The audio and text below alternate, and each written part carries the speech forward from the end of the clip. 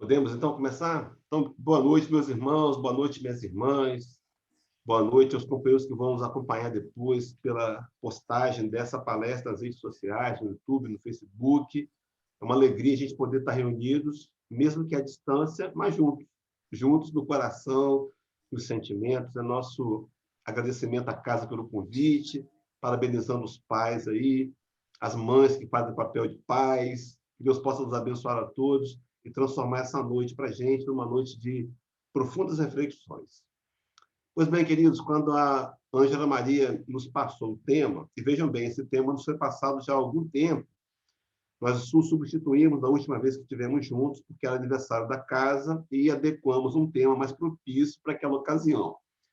Mas naquele dia que ela me passou esse tema, eu comecei a fazer as pesquisas, e isso é uma atitude importante para os palestrantes, né? Assim que vai fazer um tema novo, pesquisar bastante, para ter bastante conteúdo. Eu descobri que esse tema, vida espírita, ele faz parte de um subtema com o título da Vida Espírita, que é exatamente o capítulo 6 da segunda parte do Livro dos Espíritos, que tem como enunciado do mundo espírita ou dos mundos ou do mundo dos espíritos. Então, vida espírita incluída nessa segunda parte do Livro dos Espíritos. Então, nós começamos a perceber que ali haviam 9 temas, subtemas serem trabalhados.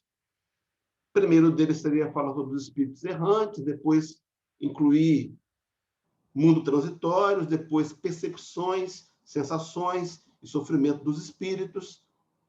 O quarto, o ensaio teórico da sensação dos espíritos. O quinto, a escolha das provas. O sexto, as relações além-túmulo, relações do além-túmulo. Depois, relações de simpatia e de antipatia entre os espíritos, metades eternas.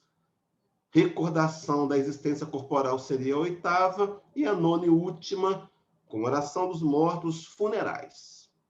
Eu fui fazer uma conta e as questões que estão abordadas nesse tema que a Ângela Maria me passou, elas vão da 233 a 329. São 96 questões para trabalharmos numa palestra. Está vendo, Ângela Maria? E aí eu fui fazer contas, além das 96, tem as subperguntas, são mais 27. Dariam 123 ao todo. E vejam bem, nós temos agora, são 7 horas e 7 minutos, mais ou menos, tem 53 minutos para falar de 123 questões. Daria 44 segundos por questões. Um desafio, não é verdade? Diante desse momento, eu me questionei, tomei um susto e questionei. O que eu faço agora? Bom, 3 opções me surgiram. Vou propor a Ângela Maria trocar o tema. Poxa, aí vou trocar de tema. Segundo, vou propor a ela, ao invés de uma palestra, um seminário. Olha que maravilha.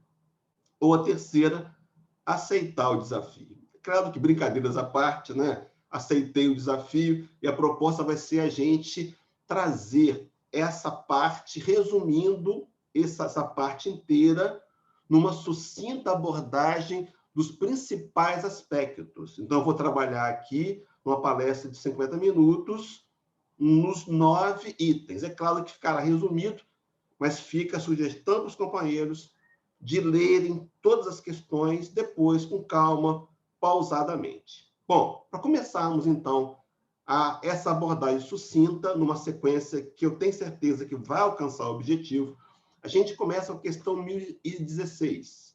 1016 do Livro dos Espíritos, onde Kardec vai perguntar à espiritualidade: em que sentido se deve entender a palavra céu? E os benfeitores espirituais vão, no primeiro momento, responder a Kardec com uma pergunta. Depois eles trazem o esclarecimento completo. Começam dizendo assim: julgas que seja o céu um lugar como os campos elíseos dos antigos, onde todos os bons espíritos estão promiscuamente aglomerados, sem outra preocupação que a de gozar pela eternidade toda uma felicidade passiva? Então, ele já começa a questionar Kardec de que não há descanso, há trabalho, há atividade, e diz assim, não é esse o céu, é o espaço universal. Veja, meus irmãos, um detalhe importante, são os planetas, as estrelas de todos os mundos superiores, onde os espíritos gozam plenamente de suas faculdades sem as tribulações da vida material, nem as angústias peculiares à inferioridade. Então, céu, nós podemos atrelar uma ideia de um espaço circunscrito, vamos ver isso ao longo do trabalho, mas, acima de tudo, é um estado da alma. Quanto mais o espírito é evoluído, quanto mais ele tem compreensão da sua realidade espiritual, quanto mais ele se livra das inferioridades naturais, ele encontra a felicidade. Questão 614, Kardec inquiriu aos benfeitores espirituais, falando sobre lei natural, sobre lei de Deus, ele perguntou o que é a lei de Deus? O que é a lei natural? E os espíritos responderam, a lei natural é a lei de Deus. É a única capaz para a felicidade do homem, porque ela lhe diz o que deve fazer ou deixar de fazer. E conclui dizendo, e o homem só é infeliz quando ele se afasta das leis de Deus. Então, por dedução, felicidade é a adesão voluntária à prática das leis de Deus. Recursos monetários mal utilizados podem ser instrumentos de felicidade, a beleza, a saúde também, mal utilizados podem contribuir com a nossa derrocada, mas a felicidade, então, seria a compreensão da lei de Deus e a prática dela. O desafio, meus irmãos, compreender vai requerer o estudo, a pesquisa, a dedicação, mas esse conhecimento vai nos acionar um desafio ainda maior, de transformar o conhecimento em atitudes da família, no trânsito, nos negócios, nos relacionamentos, aonde quer que estejamos. Dito isso, meus irmãos, eu vou começar a trabalhar o primeiro item, Espíritos Errantes. E eu me apoiei na introdução do Livro dos Espíritos, do item 6, onde Allan Kardec vai atrelar essa ideia do capítulo que estamos trabalhando, da vida espírita, falando de espíritos errantes, ele vai trabalhar que é as questões de 223 a 233. Então, vejam, na introdução, Kardec diz assim, a alma é um espírito encarnado, sendo o corpo apenas o seu envoltório. Se nós procurarmos no dicionário comum, alma e espírito são sinônimos. No entanto, Kardec, criando uma terminologia espírita própria, ele distingue alma de espírito. Ele vai atribuir a terminologia alma, o espírito, quando tem um corpo material. Quando ele está fora do corpo material, na chamada erraticidade da espírito errante, o período entre duas encarnações, onde os espíritos não estão portando um corpo físico, nesse momento, ele é chamado de espírito e não mais de alma. Mas, fazendo um outro recorte do item 6, Kardec coloca assim, deixando o corpo, a alma volve ao mundo dos espíritos, de onde saíra, para passar por nova existência material, após um lapso de tempo mais ou menos longo, durante o qual permanece em estado de espírito errante. Espírito errante, repetindo, primeiro ponto, é o que não dispõe de envoltório físico. E Kardec ainda faz um complemento. O mundo espírita é o mundo normal, primitivo, eterno, pré-existente e que sobrevive a tudo. E vai mais além, meus irmãos, nas considerações, quando diz assim, o mundo corporal é secundário. Poderia deixar de existir ou não ter jamais existido, sem que por isso se alterasse. Então, o estado natural do espírito é fora do envoltório físico. Mas por que mergulhamos no mundo das matérias? Qual é o objetivo? Trabalharemos ao longo do trabalho, vamos avançar. Então, observem bem, duas questões para fechar o primeiro item, espíritos errantes. Questão 196A, Kardec perguntou se é o espírito que influencia sobre a matéria ou se é a matéria, se é o corpo que influencia sobre o espírito, para que esse se melhore. E a resposta que Kardec houve é o teu espírito é tudo. Teu corpo é simples veste que apodrece. Eis tudo, dando-nos ver que a prioridade das escolhas que fazemos hoje deveriam ser canalizadas para o avanço e conquista de virtude do espírito mortal. Ainda nessa mesma linha de raciocínio, Evangelho segundo o Espiritismo, no capítulo 23, item de número 8, os Espíritos revelam dizendo que a vida do Espírito, a vida verdadeira, é a vida do Espírito. Então, espíritos errantes, os que não dispõem de envoltório físico, eles estão em algum lugar. Sim. Então, no segundo item do capítulo 6, a vida da vida espírita, vamos trabalhar os mundos transitórios. E os mundos transitórios começam, as questões são 234 até a 236. A 234, que é a questão de abertura, Kardec foi muito didático, ele sempre começa um assunto novo com uma pergunta principal. Depois ele deriva. Ele era assim, inquiridor. Ele aprofundava. Com que intenção, meus irmãos?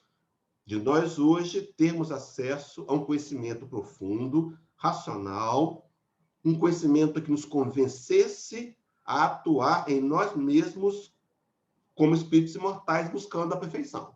Então ele perguntou na 234. Ele vai dizer, na verdade, o Espírito responde a Kardec. Há mundos particularmente destinados aos seres errantes. Mundos que lhes podem servir de habitação temporária. E nós vamos buscar, então, as regiões espirituais em torno do nosso orbe e que talvez sejam muito semelhantes à de outros planetas.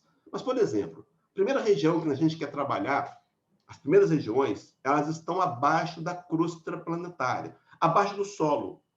São elas o abismo e as trevas, regiões de sofrimento. Essa informação a gente pode encontrar no livro Nosso Lar, no capítulo 44, e também no livro do Mundo Maior, capítulo 17, André Luiz, trabalhando a vida no mundo espiritual, nessa sua série, ele vai pontuar essas duas regiões. No entanto, no nosso espaço, aqui onde estamos agora, no nível do solo, há uma outra região espiritual também, chamada esferas terrestres. Por isso que Paulo de Tarso, escrevendo a carta aos Hebreus, teria dito que nós estamos cercados de uma imensa nuvem de testemunhas. Capítulo 12.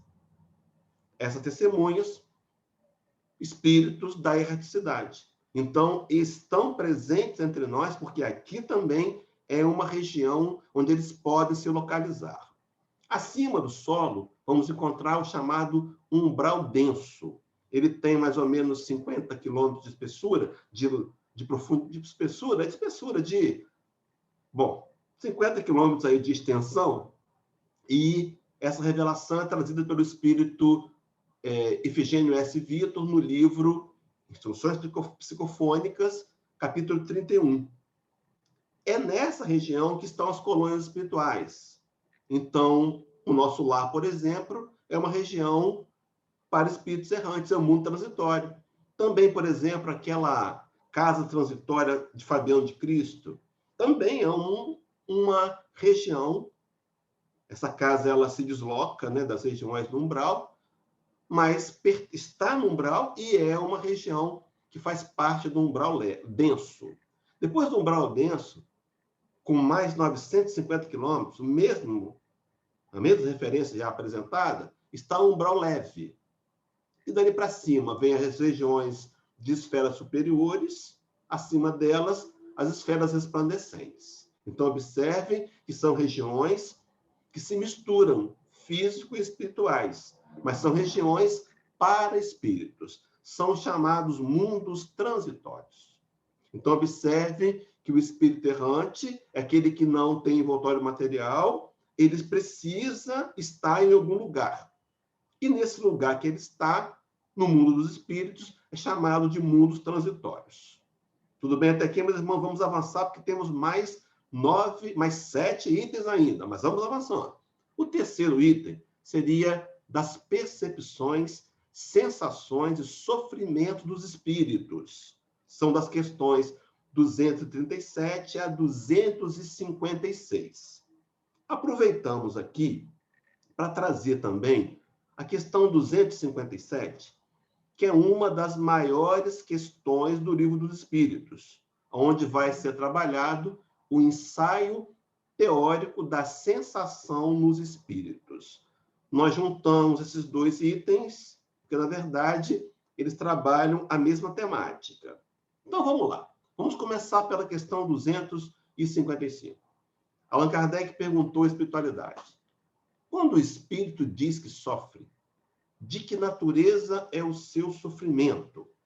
Os espíritos responderam: angústias morais, que o torturam mais dolorosamente do que todos os sofrimentos físicos. Então, os espíritos dão conta a Kardec, que nos dão conta de que o espírito errante, num local circunscrito, próprio para ele, pode e sente sofrimentos e dores, mas angústias morais.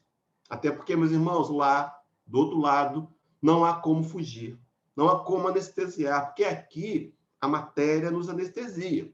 No mundo espiritual, despido de envoltório físico, ele precisa olhar profundamente para si mesmo.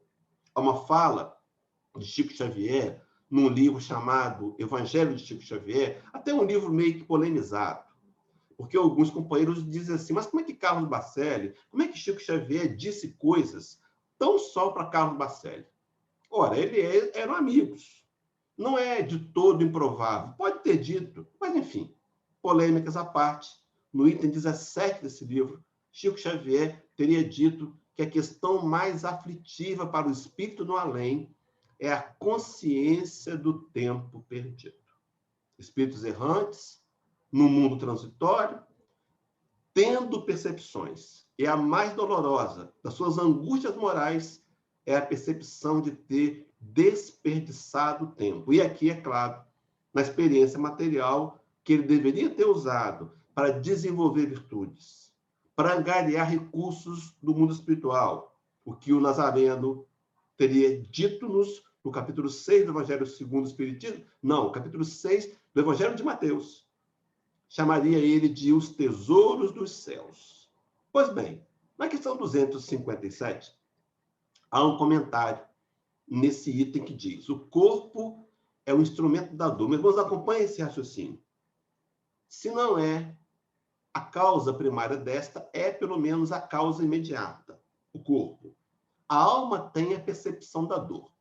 Essa percepção é o efeito. Então, o pensamento de Kardec, trazido aqui, o pensamento dos espíritos, trazido por Kardec aqui, nos dá conta de que a dor, a percepção da dor via corpo material está no espírito.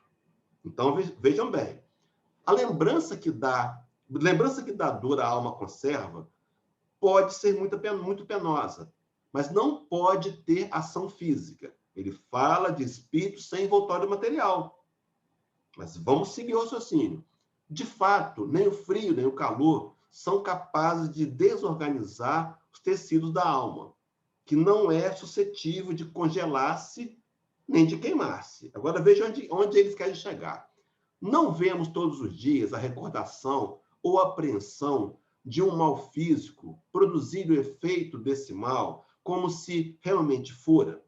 Não vemos até causar a morte. Então, por exemplo, se nós já passamos pela experiência desagradável de um acidente automobilístico, já batemos com o carro, o nosso coração disparou, ninguém quer provocar um acidente de carro, mas todas as vezes que lembramos do fato, o nosso coração dispara de novo.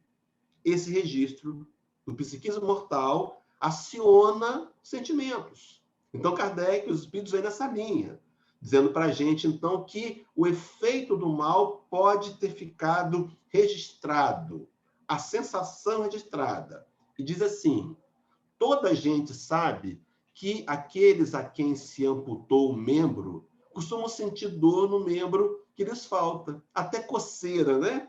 no membro que não está mais presente. Certo que aí não está a sede ou sequer o ponto de partida da dor. Então, observemos. O que há apenas é que o cérebro guardou desta a impressão. Lícito, portanto, para concluir, será admitir-se que coisa análoga ocorra no sofrimento do espírito após a morte. Então, o espírito da erraticidade, sem envoltório físico, num lugar circunscrito, ele tem percepções de calor, de frio, ele sente fome, e esses sentimentos, por sensação, são diretamente proporcionais ao grau de materialismo do espírito. Quanto mais o espírito é atrelado à matéria, quanto mais a matéria tem importância para ele, mais ele guarda as sensações da vida física. Coloca para mim um asterisco nesse ponto, que eu vou resgatá-lo daqui a pouco, mais para frente. Num outro item, lá no último subitem, falando sobre a questão da morte, da comemoração da morte. Avancemos, queridos, então. Para concluir, questão 799, Livro dos Espíritos. Kardec perguntou à espiritualidade: como pode o espiritismo contribuir para o progresso? Talvez a pergunta ficasse até pessoal se eu dissesse: como pode o espiritismo contribuir para o meu progresso? A resposta vem em 3 partes. Quero destacar aqui apenas a primeira. Combatendo o materialismo, que é uma das chagas da sociedade. Ele, o espiritismo, faz com que os homens compreendam aonde se encontram os seus verdadeiros interesses. Meus irmãos, a vida verdadeira é do espírito. Estamos aqui de passagem, vestindo uma personalidade adequada, temporária, porque nós vamos morrer, inevitavelmente. Tomara que demore, tomara que a gente leve 25 anos para escrever o livro, mas vamos morrer. Essa é a realidade, porque nós somos espíritos transitando, estagiando no mundo físico para utilizar da matéria como ferramenta de aprendizado e educação do espírito imortal. Pois bem, queridos, o espírito errante, num lugar que ele, no mundo próprio, no mundo transitório, tendo percepções, ele é obrigado a fazer escolha das provas. A escolha das provas é abordada no capítulo 6, da questão 258 a 273. Então, comecemos pela pergunta básica, 258. Kardec perguntou: quando na erraticidade, antes de começar a nova existência corporal, tem o espírito consciência e previsão do que lhe sucederá no curso da vida terrena? Vejam o que pergunta. E os espíritos respondem, para nos ajudar hoje a compreender o nosso momento. Mesmo nós estamos encarnados. Não somos daqui. A nossa origem não é daqui. Quando Jesus faz uma oração pelos discípulos que viriam, está lá no Evangelho de João, capítulo 17. Ele diz assim: Pai, não peço que os tires do mundo, mas que os livre do mal. E declara: porque não são do mundo, como também eu do mundo não sou.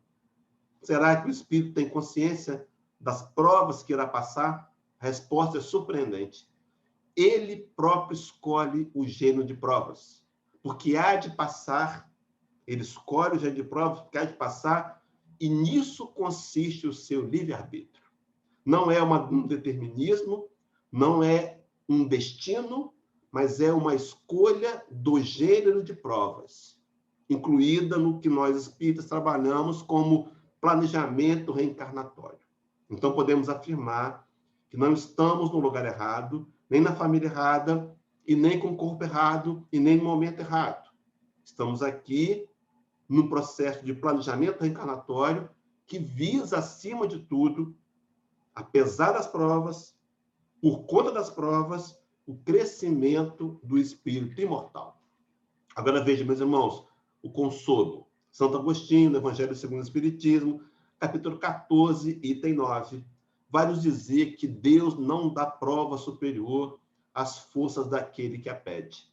Só permite as que podem ser cumpridas. Então, na erraticidade, o espírito livre do envoltório material, sem influência da matéria, ele talvez tenha uma tendência, para encurtar a sua caminhada em direção à perfeição, de pedir provas muito grandes. Então, talvez ele peça para vir sem os braços.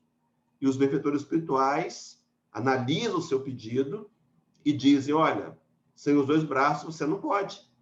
Vá apenas com um defeito numa das mãos, porque só nos é dada a prova que podemos suportar. Isso é uma garantia, meus irmãos.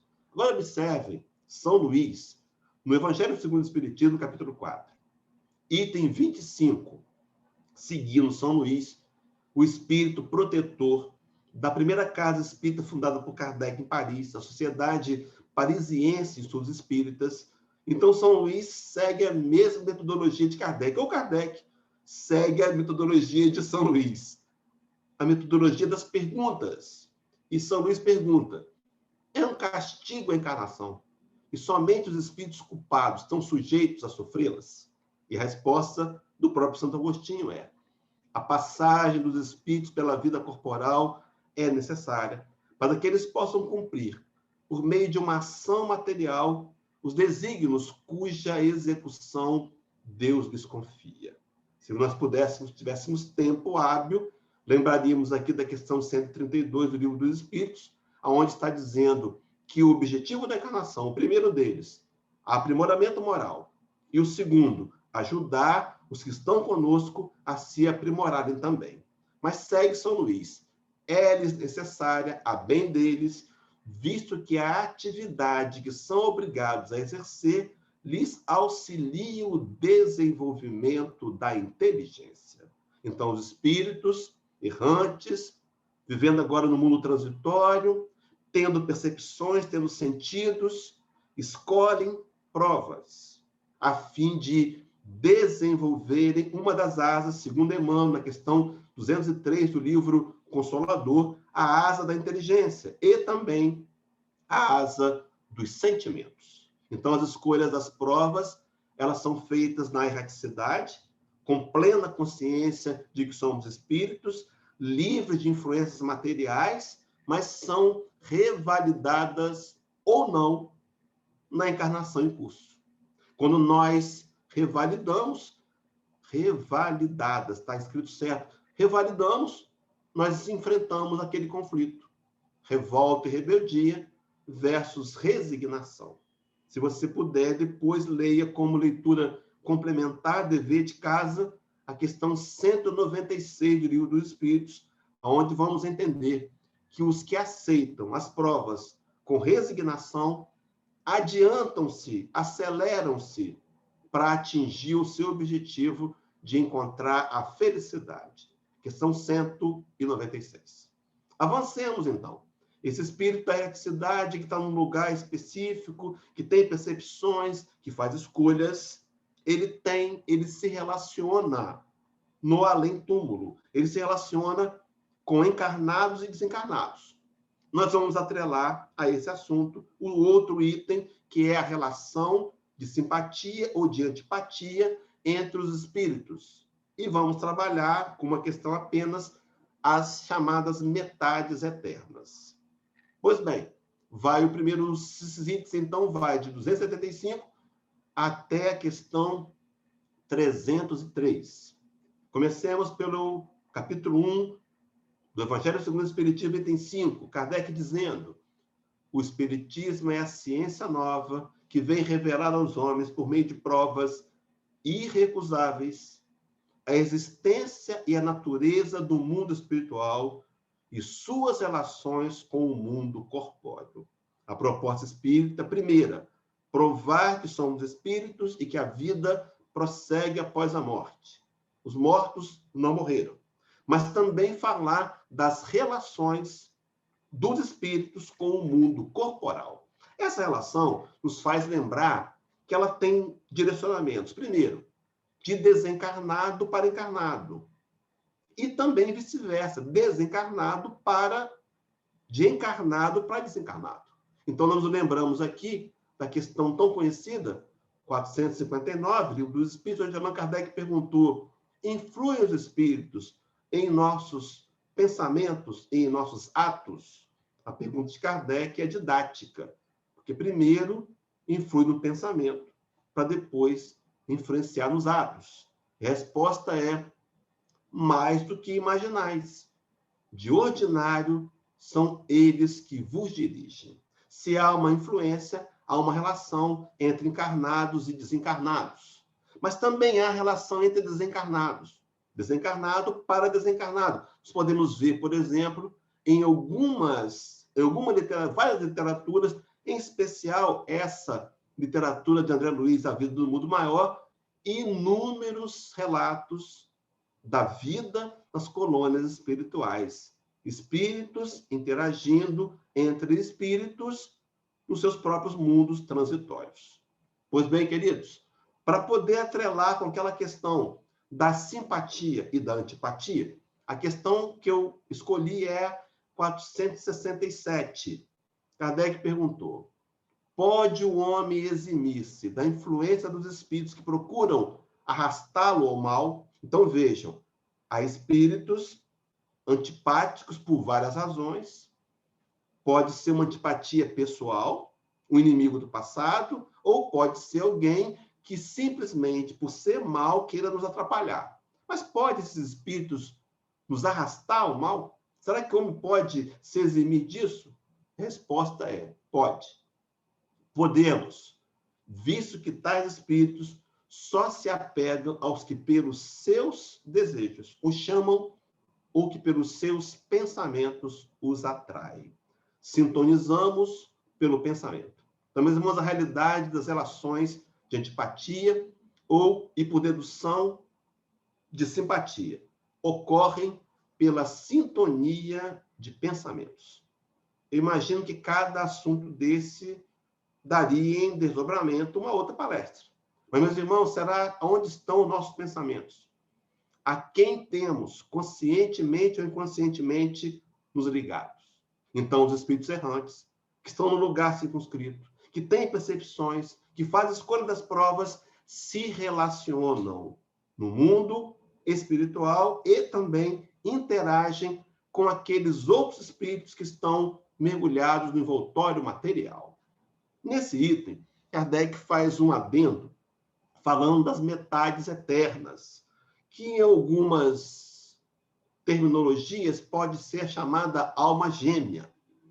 E Kardec pergunta na questão 298 assim: as almas que devam unir-se estão desde suas origens predestinadas a essa união, e cada um de nós tem, em alguma parte do universo, uma metade a que fatalmente um dia se reunirá? Resposta talvez seja meio decepcionante. Diz os espíritos: não, não há união particular e fatal de duas almas. Na primeira edição do livro Consolador, Emmanuel, já na segunda, ele traz uma correção, ele traz uma nota trazida pela FEB já na segunda edição, mas muitos ainda vão na primeira edição, onde ele teria, com ruído de comunicação, em vez de que o médium era Chico Xavier, um ruído de comunicação, ter asseverado a possibilidade, a existência de uma alma gêmea. Na verdade, houve um desvio de doutrina, corrigido depois, mas está aqui os espíritos superiores dizendo para a gente que não há uma união fatal. Mas eles acrescentam dizendo: a união que há é a de todos os espíritos, mas em graus diversos, segundo a categoria que ocupam, isto é, segundo a perfeição que têm adquirido. Quando Kardec perguntou na questão 97 e 98, ele perguntou se os espíritos eles se dividem em classes. A resposta é que sim, são inúmeras classes, eles resumem a 3, mas dizem que a divisão é feita de acordo com o progresso moral. Então, há divisões no mundo espiritual, há mundos específicos para espíritos mais evoluídos e também regiões para aqueles ainda que precisam evoluir. Mas os espíritos completam dizendo a Kardec: quanto mais perfeitos, tanto mais unidos. Da discórdia nasce todos os males dos humanos. Da concórdia resulta a completa felicidade. Seria um trabalho de autoanálise me perguntar: será que eu tenho sido concordado?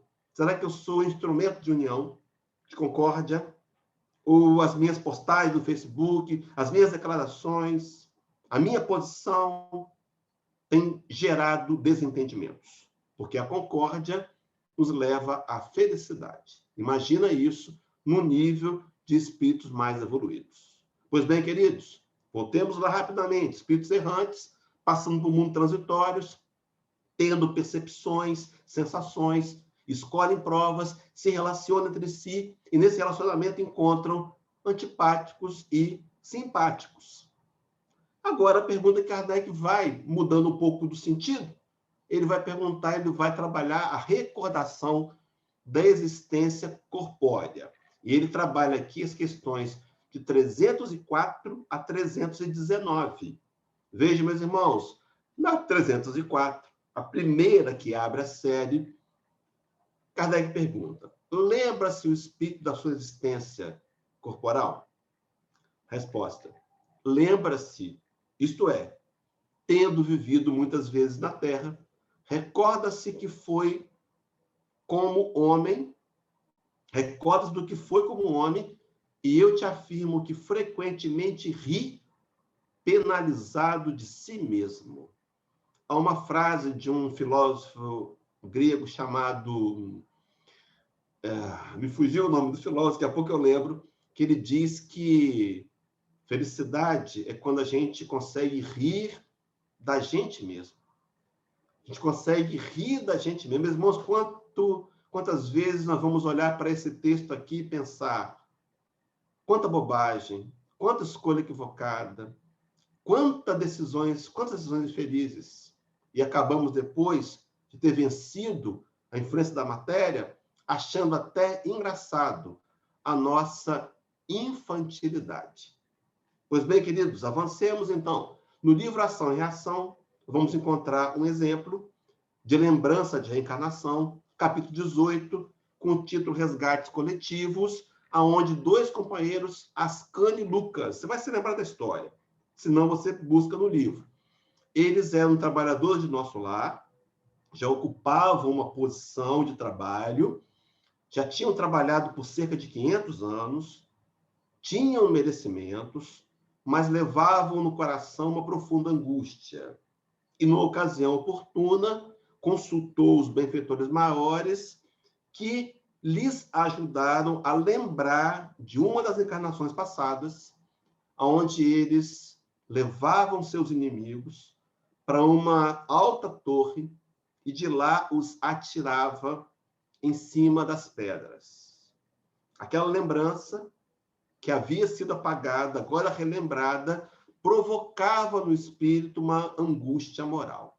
E eles pediram, então, para reencarnarem, e nessa reencarnação eles sofrem um acidente aéreo e morrem também caindo de uma altura significativa. Era o resgate da dor que causaram o outro, sentida em si mesmo. Então, num resgate coletivo, num acidente aéreo, por exemplo, muitos dos que estão ali estão trabalhando porque se arrependeram do que fizeram e pediram para sofrer o mesmo tipo de morte que impuseram os outros. Chegamos, então, meus irmãos, ao nosso último item: comemoração dos mortos, funerais. Pois bem, queridos, quando nós pensamos na comemoração dos mortos, está aí as questões de 320 até a 329. Na 320, Kardec perguntou: sensibiliza os espíritos à lembrança, lembrarem-se deles, os que lhes foram caros na Terra? Então, por exemplo, hoje, por certo, Dia dos Pais, muitos de nós já temos o pai na erraticidade, o espírito que foi nosso pai, que vestiu aquele papel dessa encarnação, e lembramos com saudades, homenageamos, fizemos uma prece. Será que essa oração, isso sensibiliza os espíritos do outro lado? A resposta de Kardec, que Kardec recebe é: muito mais do que podeis supor. Então, algumas vezes nós esquecemos, né, de honrar aqueles que passaram pela nossa vida, amigos que nos deixaram. É natural que seja assim. O pensamento fica entre os que vibram na matéria, mas a nossa oração, a nossa lembrança carinhosa, por certo, auxiliarão aqueles companheiros, os farão felizes. Vejam só, se são felizes, esse fato lhes aumenta a felicidade. Se são desgraçados, serve-lhe de lenitivo. Então, a oração, a lembrança para com aqueles que estão na erraticidade, vivendo no mundo transitório, com as suas percepções, fazendo escolhas em relações de simpatia e de antipatia, recordando sua vida material. Eles são influenciados pelo nosso pensamento no bem. Com relação aos funerais, para concluir e entrar na parte do mais importante da palestra, será que quando a gente resgatou lá atrás aquele asterisco, quando nós falamos lá atrás sobre as percepções e sensações dos espíritos, quanto mais materializado, mais ele está atrelado à matéria? Com relação aos funerais, a gente resgata dizendo que quanto mais atrelados às questões da matéria, mais longo o processo de desligamento do perispírito do corpo material. Então, muitas vezes, durante o funeral, o desligamento não foi completado ainda. Muitas vezes, talvez na maioria, porque somos ainda seres muito materializados, nos sepultamentos, a presença do espírito é bem verdadeira, ainda ali entre aqueles que estão participando dos funerais, dos ritos do sepultamento, do velório. Então, meus irmãos, os funerais são lugares de respeito. Não podemos ficar ali contando piadas e muitas vezes até falando mal do morto, lembrando de episódios que são ridículos.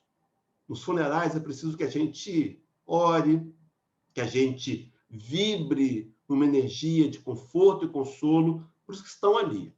Uma sugestão muito sábia é cantar músicas religiosas, talvez fazer leituras de páginas religiosas, mas, enfim, para podermos contribuir. Meus irmãos, feito isso, então, o resumo da vida espírita.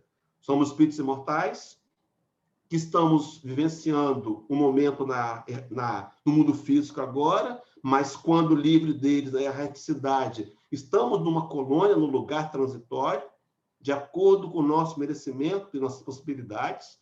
Nós temos percepções, nós temos sentimentos, sensações, nós fazemos escolhas para desenvolver na próxima encarnação virtudes que falhamos nessa encarnação. Nós temos uns relacionamentos com espíritos simpáticos ou antipáticos. Nós recordamos a vida material e nós também ficamos felizes quando recebemos o reconhecimento, a consideração daqueles encarnados que lembram de cada um de nós. Eu quero começar a concluir a questão da vida espírita trazendo duas passagens. 1 Tiago, capítulo 4, versículo 14. Quem leu o livro Paulo Estevão vai se lembrar que Tiago foi aquele discípulo de Jesus que ficou em Jerusalém. Ele teve que fazer alianças com os fariseus para tentar se manter. Ele fez alianças que não o agradavam, mas em nome de poder continuar mantendo a igreja de Jerusalém funcionando. Ele escreveu uma carta para a igreja. No capítulo 4, versículo 14, Tiago diz assim: digo-vos que não sabeis o que acontecerá amanhã. E pergunta, por que é a vossa vida? Meus irmãos, quantas vezes nós fazemos projetos para amanhã, quantas vezes nós queremos que as coisas aconteçam do nosso jeito e programamos com profunda certeza. Mas o que acontecerá amanhã? Será que temos algum controle, algum domínio sobre o dia de amanhã? Me recordo aquela parábola de Jesus, a parábola do rico insensato. Lucas, capítulo 12. Conta Jesus que determinado homem fez um plantio e fez uma colheita abundante. E diante daquela colheita farta, aquele homem começa a travar consigo mesmo um diálogo pessoal. Primeiro momento, prudente, correto, ele vai dizer, está aí a minha colheita, preciso derrubar os meus celeiros antigos e construir novos celeiros para estocar o que eu colhi. Prudente. Só que depois que ele faz a colheita, que ele estoca, ele olha aquela multidão de patrimônio e diz assim, e pensa assim, diz para sua alma, alma, vês aí, tens em depósitos bens para muitos anos. Agora aproveita a vida, vai viver, regala-te. E diz a palavra do Cristo, no versículo 20 do capítulo 12, que naquela mesma noite ele ouviria uma voz lhe dizendo, louco, essa noite ele pedirá a tua alma. E o que tens preparado? Para quem será? Meus irmãos, será que nós temos nos preparado para voltar à realidade espiritual? Será que estamos prontos? Se voltássemos hoje, será que seríamos recebidos? De que maneira? Acolhidos, reconhecidos pelo trabalho que fizemos, pelo esforço que fizemos? E Tiago prossegue dizendo, porque o que é a vossa vida? Meus irmãos, ele está falando de vida material. Eu me coloquei essa imagem de uma chaleira no fogo, porque nas minhas confabulações, eu imagino o Tiago fazendo um chá. Você esqueceu o chá. E quando ele volta, ele olha esse vapor e ele declara para completar o versículo. A vida é um vapor que aparece por um pouco e depois desvanece. Meus irmãos, a vida tem passado muito rápido. A vida tem passado aceleradamente. A pergunta é, será que temos aproveitado? Será que temos aproveitado nosso estágio na matéria, como espíritos imortais, para desenvolver virtudes espirituais? Será que temos valorizado o nosso tempo? Não deveríamos começar a repensar em agir melhor com a perspectiva de espíritos imortais? Na questão 918 do Livro dos Espíritos, Kardec perguntou aos amigos espirituais por que indícios se pode reconhecer em um homem a sua evolução na escala espiritual. E os espíritos trazem dois indícios. O primeiro, que esse espírito que está evoluindo, ele procura praticar a lei de Deus. Poderíamos nos avaliar, será que eu tenho tentado praticar a lei de Deus? A lei de justiça, de amor e de caridade? Temos tentado ser justos? Temos tentado ser amorosos, caridosos? E o segundo indício, que esse espírito encarnado, ele antecipa a vida futura. Ele vive no mundo físico, com plena consciência que é um espírito imortal e faz suas escolhas pautadas na imortalidade, na vida do espírito. E a segunda passagem, para concluirmos, Pedro, capítulo 6, versículos 68 e 69. O momento das perseguições. No primeiro momento do Evangelho de Jesus, momento do glamour, todo mundo queria ser discípulo de Jesus, podia até se aborrecer. Se alguém perguntasse, você é discípulo dele? A pessoa meio que aborrecida dizia, claro, você não está vendo? Sou discípulo dele. Mas quando vieram as perseguições, vieram as lutas, um primeiro grupo, do segundo escalão, debandou. O Rabi chamou os seus 12, que tinha a responsabilidade de trazer a mensagem, de expandir a mensagem do Evangelho que ele deixou-nos, e perguntou, não quereis vós também fazer como os outros? E Pedro, no capítulo, no versículo 68, trouxe uma das suas pérolas. Senhor, para quem iremos nós? Tu tens as palavras da vida eterna. A vida abundante que o Senhor promete não é uma vida de abundância material. É abundância em paz, harmonia interna, felicidade. Uma conquista do espírito mortal que vem por meio do encontro com Jesus. Aquele rude pescador de Cafarnaum compreendeu que a grande mensagem do Cristo não tem direção para as coisas materiais, para questões materiais.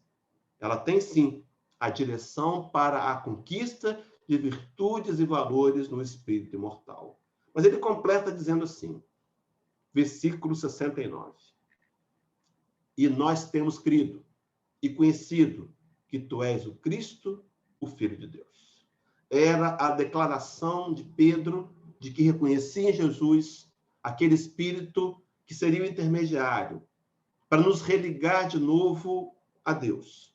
O grande Pai, o verdadeiro Pai, Pai de todos nós. Jesus, apresentado pela doutrina espírita em sua questão central, como sendo o nosso modelo e nosso guia. Meus irmãos, que a consciência da realidade espiritual, que as inúmeras questões do Livro dos Espíritos, mostrando em detalhes essa realidade, nos ajude a tomar consciência de que o nosso momento, reencarnados, deverá ser de profundas reflexões para nos ajudar cada vez mais a adotar Jesus como modelo e como guia. Algumas vezes parece que o texto que é tão poético, né? Que a resposta que é dada com tanta precisão, Jesus de Nazaré, modelo e guia da humanidade, talvez devesse se levar a uma reflexão. Será que nós temos adotado verdadeiramente, honestamente, Jesus como nosso modelo, como nosso guia? Porque o modelo é aquele que dá o molde do que um dia seremos, mas que deverá passar por uma construção longa. Mas modelo, mas guia, é aquele que orienta o caminho pelo qual deveremos andar. Que possamos trazer Jesus para nós mesmos, essa designação de modelo e guia de nossas histórias. Deus possa nos abençoar e eu devolvo a palavra ao nosso companheiro dirigente para dar seguimento à palestra.